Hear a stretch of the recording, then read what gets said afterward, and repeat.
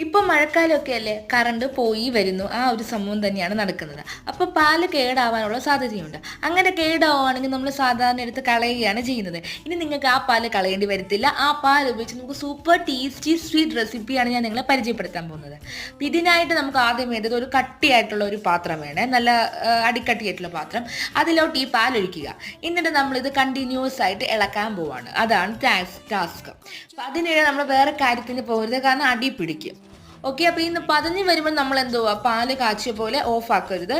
ഇനിയും വറ്റാനുണ്ട്. വറ്റി വറ്റി വറ്റി വറ്റി അത് ഫുൾ വറ്റണം. അപ്പോൾ ആ സൈഡിലുള്ള ഭാഗങ്ങളൊക്കെ നിങ്ങളൊന്ന് എടുക്കണം, കാരണം അല്ലെങ്കിൽ അത് ലാസ്റ്റ് തേക്കാൻ ഭയങ്കര പാടാണ് പാത്രം. അപ്പോൾ നമുക്കതിലോട്ട് പഞ്ചസാര ഇടാം. ഇത് ഗുരുവായൂരിൽ നിന്ന് കിട്ടിയ പഞ്ചസാരയാണ്, ഭഗവാന്റെ. അപ്പം ടേസ്റ്റ് കൂടുതലായിരിക്കും.